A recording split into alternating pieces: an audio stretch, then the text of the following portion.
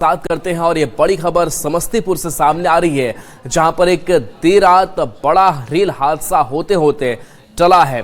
बताया जा रहा है कि जो खबर सामने आ रही है कि जयनगर हावड़ा एक्सप्रेस के प्लेटफॉर्म नंबर 3 पर आते हैं हाइड्रेंट पाइप लुढ़ककर कोच में फंस गया। ये पाइप प्लेटफॉर्म और कोच के बीच जाम हो गया और लगभग 140 मीटर तक ट्रेन के साथ घिसटता रहा। इस दौरान काफी तेज आग की चिंगारी भी निकलती रही, जिससे प्लेटफॉर्म की कोपिंग टाइल्स क्षतिग्रस्त हो गई। घटना की सूचना मिलते ही स्टेशन प्रबंधन और संबंधित तकनीकी विभागों ने तत्काल कार्रवाई की और गैस कटर से पाइप को काटकर सुरक्षित रूप से हटाया गया। बाद में जांच के बाद ट्रेन को रवाना किया गया। घटना को लेकर मंडल रेल प्रबंधक ने जांच के आदेश दिए हैं और जिम्मेदार लोगों पर कार्रवाई करने की बात कही है। मुकेश हमारे साथ न्यूज़ 18 संवाददाता फोन लाइन पर। मुकेश, क्या हुआ देर रात, ये घटना कैसे हुई पूरी? जी, ये समस्तीपुर रेलवे जंक्शन का मामला है, प्लेटफॉर्म संख्या 3 का। इस मामले में जो कार्रवाई की बात अब हो रही है और बताया गया है कि स्टेशन पर कुछ काम चल रहे थे, जिसके पाइप वहां पे रखे गए थे और वही पाइप जब ट्रेन आई उस वक्त जाकर के ट्रेन में फंस गई और करीब 140 मीटर तक ट्रेन के साथ वो पाइप घिसटता रहा और काफी तेज चिंगारी निकलती रही। प्लेटफॉर्म को आंशिक क्षति हुई है और इस पूरे मामले में अब जो ठेकेदार, संबंधित ठेकेदार है, उनके खिलाफ कार्रवाई करने की तैयारी की गई है और देखने वाली बात होगी कि क्या दंडात्मक कार्रवाई होती है या फिर कुछ और होता है। जी चलिए, शुक्रिया इस अपडेट के लिए आपका। तो देखिए, समस्तीपुर की तस्वीर आप तक पहुंचा, एक्सक्लूसिव तस्वीर है, जहां पर देखिए चिंगारी जो है वो निकलते हुए आपको दिखाई दे रही होगी। बताया जा रहा है कि ट्रेन कुछ दूर तक घिसटती भी चली गई और देखिए इस वजह से फ्रिक्शन इतना ज़्यादा था कि यहाँ चिंगारी निकलती हुई इस प्लेटफॉर्म पर आपको दिखाई दे रहा होगा। जयनगर हावड़ा एक्सप्रेस की ये तस्वीर आप देख रहे हैं और चूंकि ये पूरा जो हादसा है वो प्लेटफॉर्म पर भी हुआ, स्टेशन पर ही हुआ, इस वजह से वहाँ पर मौजूदगी भी लोगों की थी और लोगों की नज़र भी पड़ी। लोग चिल्लाने लगे कि देखिए इस तरीके से यहाँ चिंगारी निकल रही, जिसके बाद से रेल प्रशासन भी सतर्क हुआ और तुरंत जो है वो इस चीज़ को ठीक करने की कोशिश की गई। तो ये तस्वीर आपको दिखा रहे हैं जहाँ देखिए काफ़ी तेज़ आग की चिंगारी निकल रही है, जिससे प्लेटफॉर्म की कोपिंग टाइल्स क्षतिग्रस्त हो गई। घटना की सूचना मिलते स्टेशन प्रबंधन और संबंधित तकनीकी विभागों ने तत्काल कार्रवाई शुरू की और गैस कटर से पाइप को काटकर सुरक्षित रूप से हटाया गया।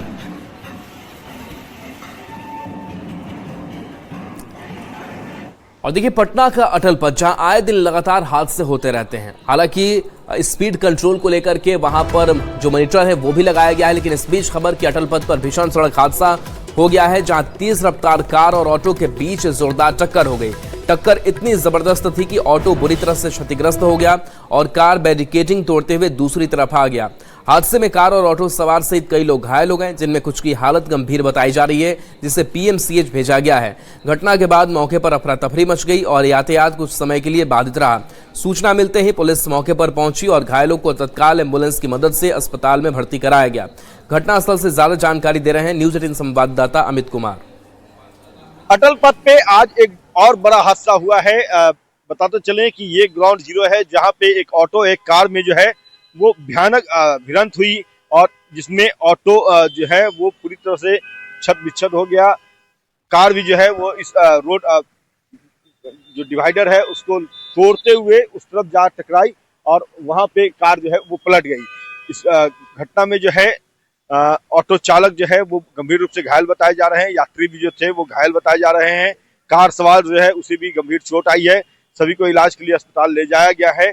और घटनास्थल पर देख सकते हैं कि यहाँ जो ऑटो और कार पलटी थी उसे यहाँ से हटा दिया गया है हालांकि, लेकिन इस घटना के बाद जो है वो इस यहाँ पे जाम सी स्थिति बनी हुई है और कह सकते हैं कि अमूमन यहाँ पे जो अटल पथ है, इस अटल पथ पर तेज रफ्तार के कारण वाहनों का दुर्घटना होता है और आज भी यहाँ पे दुर्घटना जो है वो हुई है। कार है उसे यहाँ से हटा ली है और जो जांच है वो किया जा रहा है।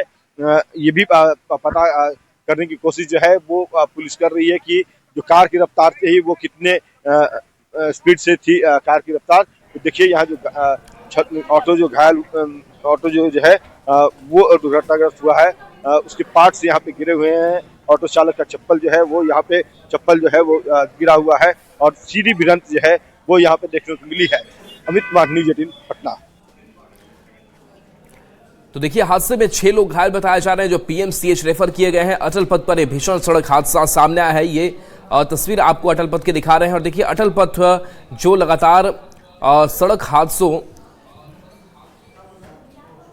का गवाह बन रहा है और इससे लोगों की चिंताएं भी बढ़ी हुई है। लगातार प्रशासन भी लोगों को सतर्क करता है कि यहाँ पर बिल्कुल नियंत्रित होकर के आप गाड़ी चलाएं। लेकिन तस्वीर देखिए हादसा किस कदर हुआ है। ये गाड़ी कार पूरी तरीके से पलटी हुई आपको नजर आ रही है, क्षतिग्रस्त दिखाई दे रही है। तेज रफ्तार कार और ऑटो के बीच जोरदार टक्कर हो गई। टक्कर काफी जबरदस्त, ऑटो बुरी तरह से क्षतिग्रस्त हो गया और कार बैरिकेडिंग तोड़ते हुए दूसरी तरफ आ गई है।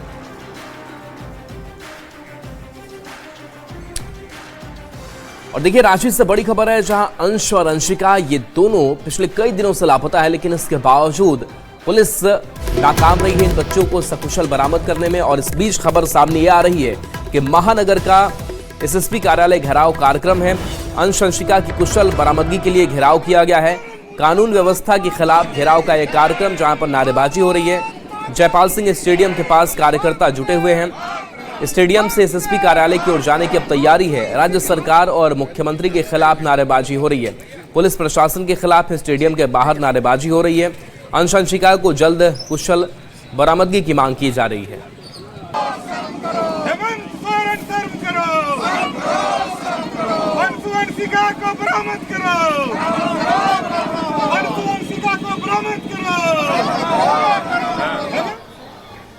और देखिए सासाराम से बड़ी खबर, जहां पर पुलिस ने लूट की बड़ी कोशिश को नाकाम किया है और इस दौरान जो अपराधी हैं वो गिरफ्तार भी किए गए हैं। बता दें कि आरोपी गोविंदा सोनकर गिरफ्तार किया गया है और पुलिस ने लूट की कोशिश नाकाम की है। कट्टा, पिस्टल, कारतूस इसके पास से बरामद किया गया है।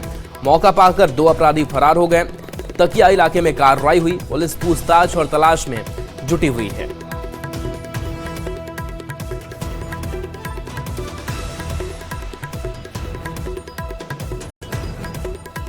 द्वारा सूचना का सत्यापन एवं आवश्यक कार्रवाई हेतु जब घटनास्थल पर पहुंची तो पुलिस को देखकर अज्ञात कर्मी, जो अपराध कर्मी है, वो भागने लगे। भागने के क्रम में ही एक अज्ञात अपराध कर्मी को बलपूर्वक पुलिस के द्वारा पकड़ लिया गया, जिसकी पहचान गोविंदा सोनकर उर्फ बबुआ खटीक, पिता स्वर्गीय भरत सोनकर, मोहल्ला यूसुफ चक तकिया, थाना सासाराम नगर जिला के रूप में हुई। और देखिए मकर संक्रांति पर सियासी भोज का सिलसिला चल रहा है और इस बीच डिप्टी सीएम विजय सिन्हा ने भी दही चूड़ा भोज का आयोजन किया है और इस मौके पर राज्यपाल भी पहुंचे हैं। ये तस्वीर आपको दिखा रहे हैं, जहां पर दही चूड़ा का स्वाद चखते हुए राज्यपाल आरिफ मोहम्मद खान नजर आ रहे हैं। मकर संक्रांति पर सियासी भोज की तस्वीरें, और देखिए अगले 1-2 दिनों में ऐसी ही तस्वीर जो है वो निकल करके सामने आनी भी है। मकर संक्रांति खास करके 15 तारीख की अगर बात करें तो दही चूड़ा का आयोजन कई जगहों पर देखने को मिलेगा। और ये तस्वीर है जहां विजय सिन्हा के आवास पर भोज के लिए राज्यपाल आरिफ मोहम्मद खान पहुंचे हैं और उन्होंने दही चूड़ा का स्वाद चखा है। तो मकर संक्रांति खास इसलिए भी हो जाती है क्योंकि सियासी जो दल हैं वो दही चूड़ा भोज का आयोजन करते हैं और लोग भी एक जगह से दूसरे जगह जाते हैं, एक संवाद भी होता है और कई जो सियासी संकेत इस दौरान वो भी मिलते हैं। तो ये तस्वीर जहां सीएम नीतीश कुमार और ये तस्वीर विजय सिन्हा के आवास पर इस भोज का आयोजन किया गया है। मकर संक्रांति पर ये सियासी भोज जारी है।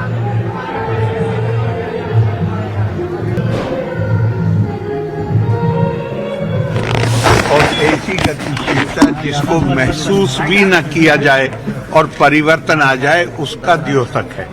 इस मौके पे मैं आप सभी को, बिहार वासियों को, देशवासियों को बहुत बहुत बधाई देता हूं और मालिक करे कि आने वाला साल, आने वाला समय पूरे देश के लिए बहुत ही मंगलपूर्ण। सर आप भी आनंद लिए हैं सर, आप भी खाए हैं सर? क्या मैं सुबह भी खाया हूँ। 16 जनवरी से एक बार फिर से मुख्यमंत्री नीतीश कुमार समृद्धि यात्रा पर निकल रहे हैं। और देखिए बिहार की समृद्धि और कैसे बिहार बढ़ रहा है आगे और कैसे बढ़े, इसको लेकर के लगातार जो संवाद है वो होना है। जनता से सीधा संवाद करेंगे इस समृद्धि यात्रा के जरिए। हालांकि इसको लेकर के अब सवाल भी विपक्षी तरफ से इस यात्रा पर उठाया जा रहा है, जिस पर मंत्री जमा खान ने जवाब दिया है। जमा खान ने कहा है कि नीतीश कुमार जब भी यात्रा पर निकलते हैं जनता को कुछ न कुछ बड़ी सौगात देते हैं, वे योजनाओं की समीक्षा कर उसे और बेहतर करते हैं, लिहाजा विपक्ष के नेताओं को नीतीश कुमार से सीखना चाहिए। वाले हैं, हर साल निकलते हैं, हर साल हर जिला को बड़ी बड़ी तोहफा देते हैं। जो लोग कहते हैं मैं उनसे पूछना चाहता हूं कि आपके भी जिला में बड़े बड़े तोहफा हमारे नेता ने दिया है। ऐसे बातें नहीं करना चाहिए, कम से कम सीखना चाहिए उन लोगों को। मैं यही कहूंगा, सीखें वो लोग, हमारे नेता से सीखना चाहिए। टिप्पणी आलोचना करने से अच्छा है कि सीखें। और देखिए कांग्रेस में सब कुछ ठीक नहीं है, क्योंकि इसके संकेत मिलने शुरू हो गए हैं। दही चूड़ा भोज का आयोजन होता है, उसमें कांग्रेस के विधायक पहुंचते नहीं, और ऐसे में जमा खान ने अपनी प्रतिक्रिया दी है और कहा है कि अगर कोई हमारी तरफ आकर्षित होता है तो हम उसका स्वागत करते हैं। नीतीश कुमार का काम जो है चूंकि सबको पसंद आता है तो वो आए, उनके लिए खुला ऑफर है। काम करने का तौर तरीका सभी को पसंद है। जो भी लोग हैं, भले कहीं मजबूरी में, अलग बात है, सबकी चाहत नीतीश कुमार जी हैं। सब सोचता है जनाब नीतीश कुमार जी के साथ रहे, काम करें। उम्मीद नहीं, भरोसा है, जो हमने काम किया है, जो नेता ने काम किया है, जो एनडीए सरकार ने काम किया है, निश्चित तौर पर बहुत सारे लोग हमारे बीच में आएंगे, ये मुझे भरोसा है। कांग्रेस के विधायक आएंगे तो उनका स्वागत होगा? एकदम स्वागत है। तो हम लोग का दरवाजा खुला होता है, काम के नाम पर कोई आ सकता है। बिहार के उद्योग मंत्री दिलीप जायसवाल ने नेता प्रतिपक्ष तेजस्वी यादव को नसीहत दे दी और कहा है कि उनको सहयोग करना चाहिए, सरकार के काम में जहां पर कमियां हैं जरूर गिनाएं, लेकिन इसके साथ साथ बिहार के विकास में योगदान दे, ना कि किसी घटना को लेकर सरकार की निंदा करने की सोचते रहे। राज्य के पुरोधा है, अब जनता उनको पसंद नहीं करती है। इसीलिए अच्छा ये होगा नेता प्रतिपक्ष के लिए कि सरकार जिस तरह से कानून के राज में दिन रात बिहार के विकास के लिए काम कर रही है, उस विकास के सराहना करने का काम करें, सरकार के साथ कदम में कदम मिलाकर चलने का काम करें। क्योंकि अगर आप सरकार का सिर्फ खिलाफ कीजिएगा और दिन भर में खोजिएगा कि पूरे बिहार में कहीं कोई हत्या हो जाए, रात में सोते भी हैं नेता प्रतिपक्ष तो यही भगवान से मनाते हैं कि कोई घटना कल घटे बिहार में तो हमको कोई मुद्दा मिले, ये सब करना छोड़ दीजिए। बेतिया से बीजेपी सांसद संजय जायसवाल ने मुख्यमंत्री नीतीश कुमार के समृद्धि यात्रा पर अपनी खुशी जाहिर की है और कहा है कि जब मुख्यमंत्री निकलते हैं तो बिहार के हालात को भी देखते हैं और कई सौगात भी देते हैं। माननीय नीतीश कुमार जी की समृद्धि यात्रा मेरे लोकसभा क्षेत्र से शुरू हो रही है। बेतिया उनका 16 को समृद्धि यात्रा का पहला चरण है और 354 एकड़ का मेरा इंडस्ट्रियल एरिया SEZ मेरे इलाके में बना हुआ है, उसके बारे में चिंता होगी। बिहार के विकास के लिए अभी सबसे आवश्यक है औद्योगिकरण। और देखिए रायसीना हिल के पास प्रधानमंत्री नरेंद्र मोदी का नया जो कार्यालय है वो लगभग बनकर तैयार है और माना यह जा रहा है कि बहुत जल्द इस कार्यालय से प्रधानमंत्री नरेंद्र मोदी अपना कामकाज भी शुरू कर देंगे। और बता दें कि इसी महीने के अंत तक नए कार्यालय से काम शुरू कर देंगे प्रधानमंत्री। लेकिन सवाल यह है कि इस नए परिसर में कुल कितनी इमारतें हैं, किस इमारत में प्रधानमंत्री का कार्यालय होगा, कहां से संचालित होगा कैबिनेट सचिवालय, राष्ट्रीय सुरक्षा से जुड़े अहम फैसले किस भवन से लिए जाएंगे और सुरक्षा के लिहाज से यह परिसर कितना अहम है, इन सारे सवालों के जवाब देखिए हमारी इस खास रिपोर्ट में।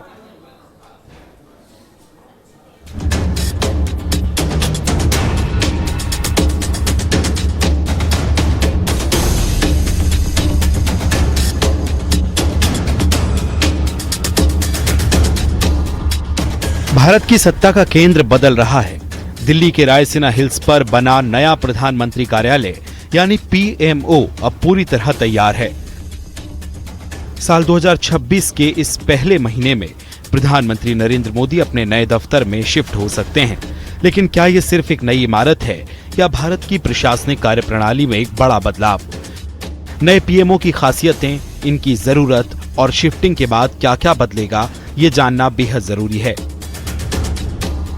अब तक पीएमओ ऐतिहासिक साउथ ब्लॉक से काम कर रहा था, जिसे ब्रिटिश काल में बनाया गया। समय के साथ बढ़ती जरूरतों, सुरक्षा प्रोटोकॉल्स और आधुनिक तकनीक के लिए ये इमारत छोटी पड़ने लगी। सेंट्रल विस्टा पुनर्विकास परियोजना के तहत ऐसे एग्जीक्यूटिव कॉन्क्लेव की जरूरत महसूस की गई, जहां पीएम ऑफिस, कैबिनेट सचिवालय और राष्ट्रीय सुरक्षा परिषद एनएसजी एक साथ ही एक छत के नीचे सुरक्षित रूप से काम कर सकें। सरकार का स्वरूप है, उसको बदलने का एक तरह से ठान लिया, घोषणा की।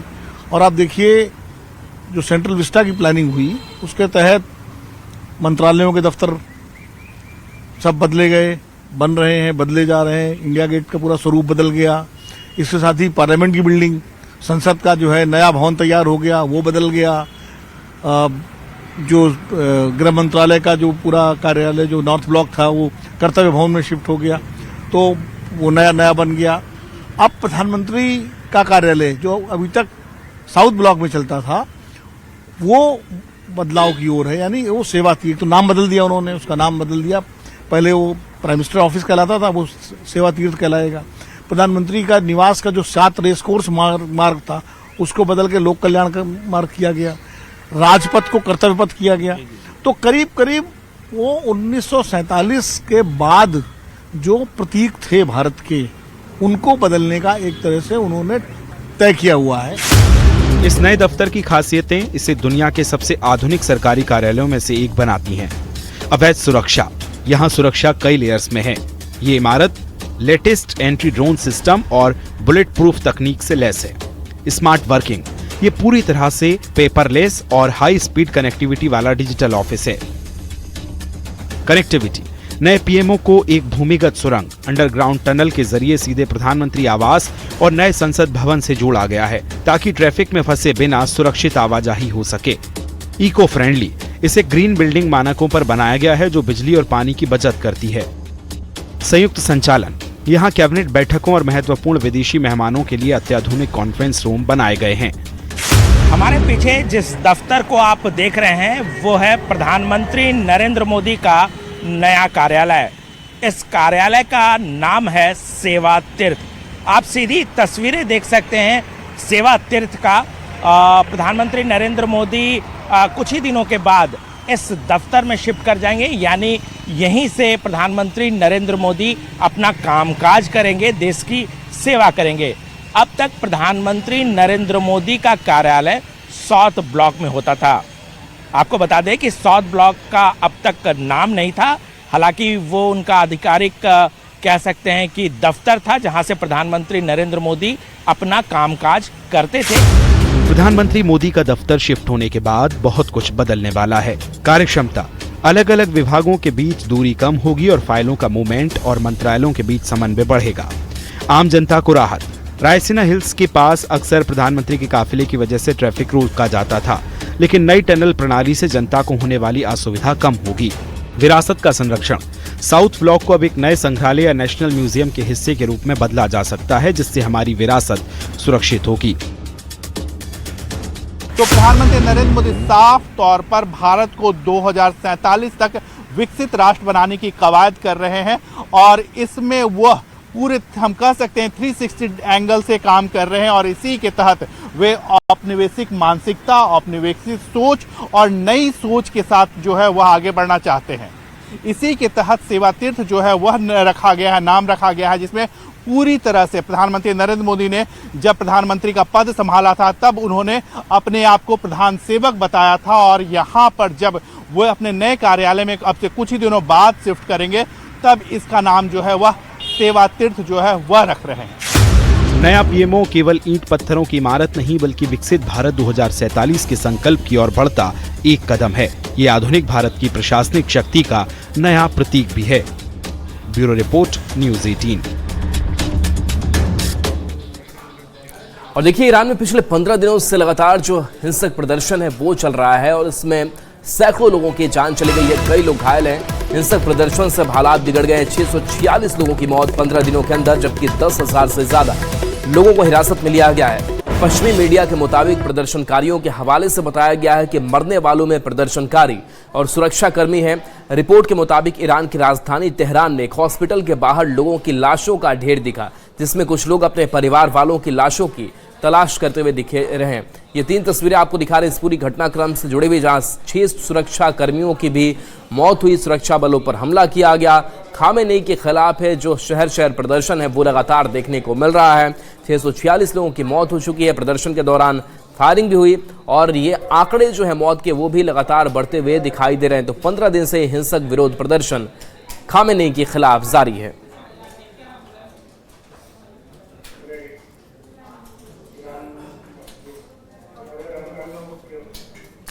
और देखिए जो ईरान में जारी हिंसा है, इस हिंसा को लेकर के एक और तस्वीर सामने आई है और एक और तस्वीर जो बता रही कैसे एक मस्जिद में जो है वो तोड़फोड़ की गई है, जिसका सीसीटीवी फुटेज जो है वो पूरा सामने आया है। ये तस्वीर देखिए जहां कुछ लोग मस्जिद के अंदर तोड़फोड़ करते हुए दिखाई दिए। गुरुवार 8 जनवरी को तेहरान की अबूजर मस्जिद के अंदर तोड़फोड़ हुई थी और मीडिया रिपोर्ट्स के मुताबिक इसके एक दिन बाद मस्जिद में आग लगा दी गई। ईरान में 2022 के बाद के सबसे बड़े विरोध प्रदर्शन ये जारी है।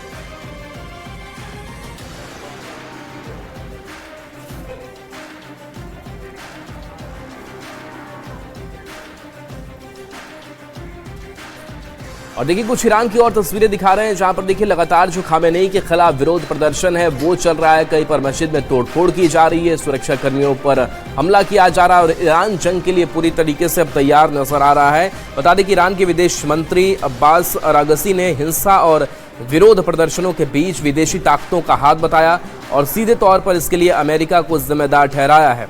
उन्होंने कहा कि हिंसा में बाहरी लोग शामिल हैं जो लोगों को मार रहे हैं और हमारे पास इससे जुड़े कई ऐसे ऑडियो रिकॉर्ड और सबूत है जिसमें साफ मैसेज दिया गया है कि ज़्यादा से ज़्यादा लोगों को मारो और इसका मकसद ये था कि विरोध प्रदर्शनों में मरने वालों की संख्या बढ़े। क्योंकि अमेरिका के राष्ट्रपति मिस्टर ट्रंप ने कहा था कि अगर लोग मारे जाएंगे तो हम आएंगे और दखल देंगे। उन्होंने कहा कि अगर वाशिंगटन सैन्य रास्ता अपनाता है तो ईरान जंग के लिए पूरी तरह तैयार है। साथ ही उन्होंने ये भी साफ किया कि ईरान टकराव नहीं बल्कि बातचीत का रास्ता चाहता है। और चलिए एक छोटे से ब्रेक का